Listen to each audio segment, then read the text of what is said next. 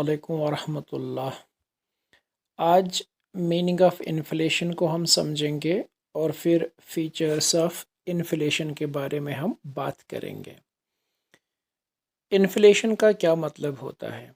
जब हम इकोनॉमिक्स में इन्फ्लेशन को डिफ़ाइन करते हैं तो इन्फ्लेशन का ये मतलब होता है कि जो जनरल प्राइस लेवल होती हैं गुड्स एंड सर्विसेज की, जब वो general price level goods and services की किसी सोसाइटी के अंदर या किसी इकॉनमी के अंदर इंक्रीज़ हो जाती है तो उस general price level of goods and services के इंक्रीज़ होने को इन्फ्लेशन कहा जाता है। या हम यूँ कह सकते हैं कि जब किसी सोसाइटी के अंदर या किसी भी इकॉनमी के अंदर जब इन्फ्लेशन आ जाता है या इन्फ्लेशन बढ़ जाती है, मतलब general price level of goods and services जब इंक्रीज़ हो जाता है तो एक ऐसी सिचुएशन होती है उस सोसाइटी के अंदर कि बहुत ज़्यादा पैसों से बहुत कम चीज़ों को ख़रीदा जाता है। यानी each unit of currency buys fewer goods and services. इसका मतलब ये हुआ कि अगर फॉर एग्ज़ाम्पल हम इकॉनमी ए के बारे में बात करेंगे, कोई इकॉनमी ए है और उस इकॉनमी ए में अगर इन्फ्लेशन होगा तो इसका मतलब ये हुआ कि उस इकॉनमी ए के अंदर जो general price level of goods and services है वो इंक्रीज़ हो जाएगा। तो इसका मतलब ये हुआ कि उस इकॉनमी ए के अंदर जो करेंसी होगी तो वो बहुत ज़्यादा करेंसी बहुत कम चीज़ों को परचेज़ कर पाएगी। यानी उस इकॉनमी ए के अंदर वैल्यू ऑफ मनी जो है वो कम हो जाएगा। ऐसी सिचुएशन में हम ये कह सकते हैं कि इकॉनमी ए के अंदर इन्फ्लेशन आया हुआ है। ठीक है ना? तो ठीक, या हम यूँ कह सकते हैं कि ये इन्फ्लेशन कहलाएगा इकॉनमी ए के अंदर। अब फीचर्स ऑफ इन्फ्लेशन की अगर हम बात करेंगे तो पहले हमने मीनिंग ऑफ इन्फ्लेशन को डिफ़ाइन किया, तो अब अगर हम फीचर्स ऑफ इन्फ्लेशन के बारे में बात करेंगे तो पहला फीचर ये है कि इन्फ्लेशन जो है इसका कैरेक्टर जो है it is long term process. यानी इन्फ्लेशन जो है ये लॉन्ग टर्म प्रोसेस है, ये शॉर्ट टर्म प्रोसेस नहीं है। स्टेट ऑफ डिसइक्विलिब्रियम, यानी इन्फ्लेशन जैसे हमने अभी इकॉनमी ए के बारे में एग्जाम्पल दे दी, तो इकॉनमी ए में इन्फ्लेशन का मतलब ये हुआ कि वहाँ पर डिसइक्विलिब्रियम है। ठीक है ना? यानी इन्फ्लेशन जो है ये क्या है, एक स्टेट ऑफ डिसइक्विलिब्रियम है। जिस अगर इकॉनमी ए के अंदर इन्फ्लेशन है तो इसका मतलब ये हुआ कि उस इकॉनमी में डिसइक्विलिब्रियम है, it is a state of disequilibrium.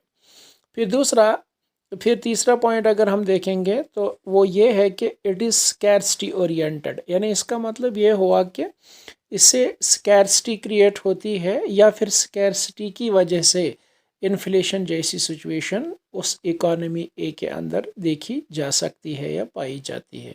यानी हम कुल मिला के यूँ कहेंगे कि अगर फीचर ऑफ इन्फ्लेशन को हम देखें तो इट इज़ स्कैर्सिटी ओरिएंटेड। ठीक है ना? इसी तरीके से it is dynamic in nature. यानी इन्फ्लेशन जब इकॉनमी ए के अंदर, ठीक है ना, हम यहाँ पर इकॉनमी ए के बारे में बात कर रहे हैं, तो अगर इन्फ्लेशन इकॉनमी ए के अंदर आया तो ये काफ़ी तेज़ी के साथ बढ़ता जाता है। मतलब इन्फ्लेशन जो है इसका कैरेक्टर जो है it is dynamic in nature, ये स्टैटिक नहीं है। ठीक, नेक्स्ट पॉइंट जो है it is post full employment phenomenon. यानी इसका मतलब ये हुआ कि it is a post full employment phenomenon. यानी उस इकॉनमी ए के अंदर जो लेवल ऑफ एम्प्लॉयमेंट है वो तो ऑलरेडी फुल एम्प्लॉयमेंट है, लेकिन फुल एम्प्लॉयमेंट के बाद ऐसी सिचुएशन देखने को मिलती है। ठीक है ना? इट इज़ अ पोस्ट, एक तो हुआ प्री फुल एम्प्लॉयमेंट, दूसरा हुआ पोस्ट फुल एम्प्लॉयमेंट। तो इन्फ्लेशन का फीचर ये है कि ये क्या है, ये पोस्ट फुल एम्प्लॉयमेंट फिनोमेना है। ठीक है? अच्छा, it is purely monetary phenomena. यानी इन्फ्लेशन जो है इसके पीछे सबसे बड़ा कारण, रीज़न जो है, या इसके आने का सबसे बड़ा रीज़न जो है वो मॉनेटरी फिनोमेना होता है। मतलब मनी लेवल हम जिसको कहेंगे, मनी सप्लाई हम जिसको कहेंगे, प्योरली मनी बेस्ड है ये। ठीक है? और फिर पॉइंट 7 पे अगर हम बात करेंगे, inflationary price rise is persistent and irreversible. यानी इन्फ्लेशनरी प्राइस राइज जो होता है, यानी इस इकॉनमी ए के अंदर अगर general price level of goods and services increase हो रहा है, वो राइज जो हो रहा है तो वो परसिस्टेंट है एंड इरिवर्सिबल, ठीक है ना। तो ये इसका एक और कैरेक्टर है। और फिर अगर हम पॉइंट 8 पे बात करें तो inflation is caused by excess demand in relation to supply of all types of goods and services. यानी इन्फ्लेशन को जब देखा जाता है ना, तो इसका सबसे बड़ा कैरेक्टर ये है, फीचर ये है कि यहाँ मतलब अगर हम इकोनॉमी ए के बारे में बात कर रहे हैं तो इकोनॉमी ए जो है वहाँ पर क्या है कि डिमांड जो है वो ओवर एंड अबव सप्लाई है, ठीक है ना। हम यूँ कह सकते हैं कि इकोनॉमी ए के अंदर डिमांड फॉर गुड्स जो है वो ग्रेटर है, मोर है in comparison to supply of all types of goods and services. तो ये एक और कैरेक्टर है या फीचर है इन्फ्लेशन का। फिर पॉइंट 9 पे अगर हम बात करेंगे, inflation involves a process of persistent rise in prices, it involves rising trend in price level. यानी इन्फ्लेशन जो है ये इसमें consistently persistently rise in price level जो होता है, और ये इसमें क्या इन्वॉल्व होता है, इसमें क्या देखा जाता है कि एक rising trend of price level, मतलब प्राइसेस जो है वो गुड्स एंड सर्विसेज के बढ़ते ही जाते रहते हैं। तो ये एक और फीचर है इसका।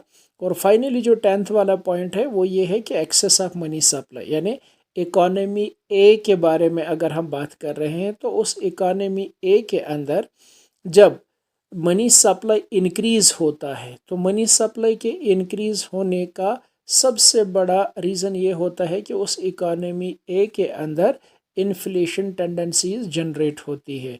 तो हम यूँ कहेंगे कि जब हम फीचर्स ऑफ इन्फ्लेशन पढ़ते हैं तो उसके फीचर में हम ये कहते हैं कि मनी सप्लाई जो है, जब मनी सप्लाई बढ़ती है किसी सोसाइटी के अंदर तो उस मनी सप्लाई के इंक्रीज होने का रीज़न ये होता है कि उस सोसाइटी के अंदर इन्फ्लेशन होना तय होता है, इन्फ्लेशन पाई जाती है। तो अब हम यहाँ पर इकोनॉमी ए की बात कर रहे हैं, तो अगर इकोनॉमी ए के अंदर मनी सप्लाई इंक्रीज़ हो रहा है तो ऑब्वियसली उस इकोनॉमी ए के अंदर इन्फ्लेशन जो है इसका होना तय है। और इन्फ्लेशन का सबसे बड़ा रीज़न जो है, या कई सारे रीज़न्स हमने ऊपर पढ़े, तो एक रीज़न ये भी है कि मनी सप्लाई उस इकानमी ए के अंदर जो है वो बढ़ चुका है या बढ़ने की वजह से इन्फ्लेशन हुआ है इकोनॉमी ए के अंदर। उम्मीद करता हूँ कि आप इस चीज़ को समझ गए होंगे कि मीनिंग ऑफ इन्फ्लेशन का क्या मतलब है, और फिर फीचर्स ऑफ इन्फ्लेशन के बारे में जो हमने बात की। तो आप प्लीज़ चैनल को सब्सक्राइब करें और इसको आप अपने दोस्तों के साथ शेयर करें। जब तक नया वीडियो आप लोगों के साथ में शेयर करूं, अल्लाह मेरी और आप सब लोगों की हिफाजत करे। अस्सलामु अलैकुम व रहमतुल्लाह।